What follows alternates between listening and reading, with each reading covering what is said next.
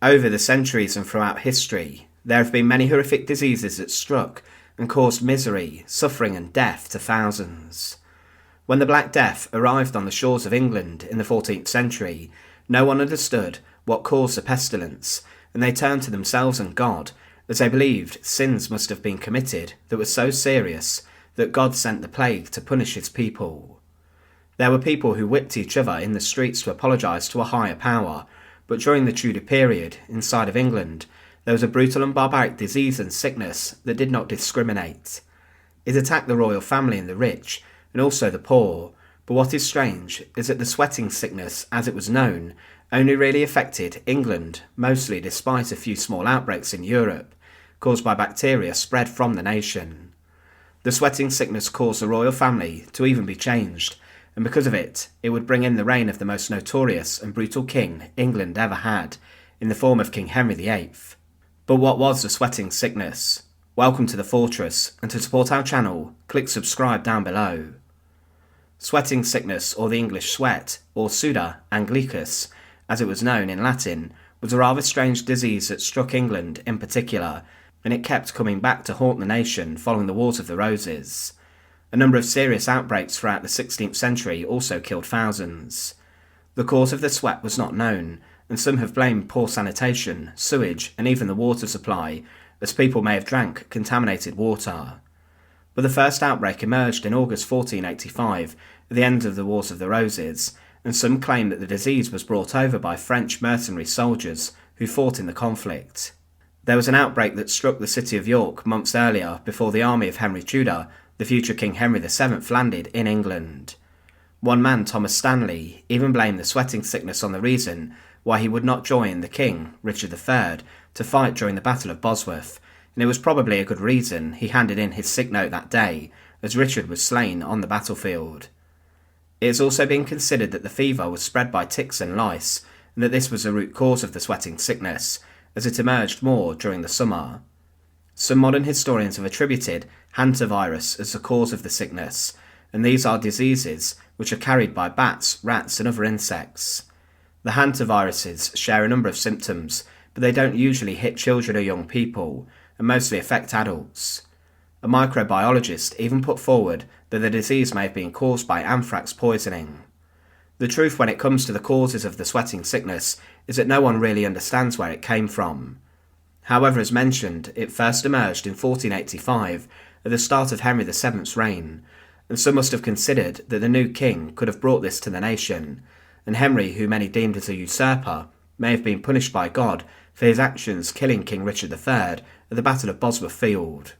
One Ricardian historian who supports Richard III's revision in history from being a tyrant even claims that the king may have suffered with this the night before the Battle of Bosworth, showing his weaknesses.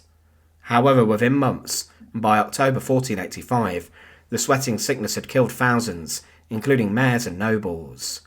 There was chaos across England, as many had no idea what caused it, and people compared it to the Black Death and other epidemics which had raged across the nation. It even spread to Ireland in 1492 and was referred to as an unusual plague, and it did not attack children or infants.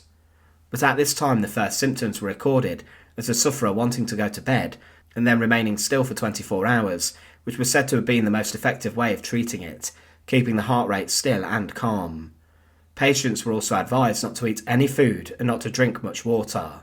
But in the 16th century, the sweating sickness would claim a number of high-profile English victims.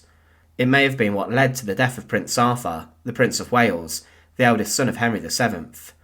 Arthur died inside of Ludlow Castle and was said to have suffered from a malign vapour which proceeded from the air, and it also affected his wife Catherine of Aragon. Arthur succumbing to the sweat had a huge effect on English history, as his brother Henry, the future Henry VIII, was then made the heir to the throne, and we know what his reign brought to the nation: 6 wives and a huge amount of execution and bloodshed. Further epidemics of the sweat came around, and some were reported in Calais, as travellers moved from England to the French coastal town. And as the years rolled on, the sweat came back with a vengeance. In 1529 the outbreak was huge, and it was regarded as an epidemic, and it emerged in London and then spread all over the nation, but it did not reach Scotland. The death rate inside of London was very high, and King Henry VIII was even forced to dissolve his court and head for the safety inside of his palaces. His key chief advisor, Thomas Cromwell, had 2 daughters and his wife all die from the sweat. It's considered that Anne Boleyn, the second wife of Henry VIII, contracted the sweat, and she was laid up in bed whilst the king wrote love letters to her. Henry VIII even sent his best doctors to help Anne, and his former chief advisor, Cardinal Thomas Wolsey, caught the sweat, but he also survived. A ship from England took the disease to Hamburg in Germany, and from there it passed to Denmark, Sweden and Norway, and it even rampaged inside of different German cities. These cases were probably transmitted directly from English travellers. The final huge outbreak of the sweat took place in 1551. There were lots of people who died because of it, and it emerged from the town of Shrewsbury and killed around 1,000 people before it spread throughout the rest of England. By October it had gone. As was mentioned, it was more prominent in the summer.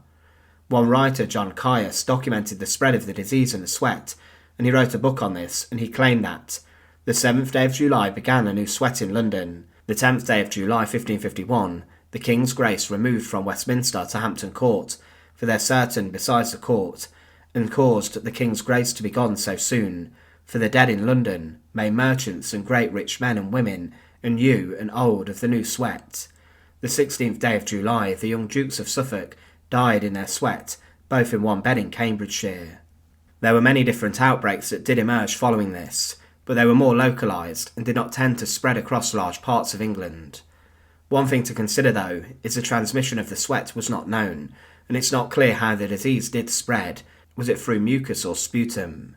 The illness targeted young men and the wealthy and powerful, but the death rate was highest amongst men in their 30s. The symptoms were of course varied, and there was a heavy sweating fever, and someone also suffered with headaches, dizziness, pains in their limbs and neck, and also a huge amount of tiredness. The cold part of the fever may also last a matter of hours, but then someone would go very hot and warm, and they sweated heavily. In the final days of the sickness, someone became incredibly exhausted, and if they slept then they would often not wake up from it. It was not a disease that created immunity, as one person may get it many times. The sweating sickness was a horrific and terrible illness and disease which struck many different people. However, it was something that killed within days of someone getting it. As it was an illness that mostly hit in England, it's believed that the disease originated in the land, and it just kept coming back and striking. It affected Henry VIII's future wife, his brother, and many others, and wreaked havoc amongst those who contracted it. Thanks for watching. To support our channel, please make sure to subscribe, and once again, thank you so much for watching.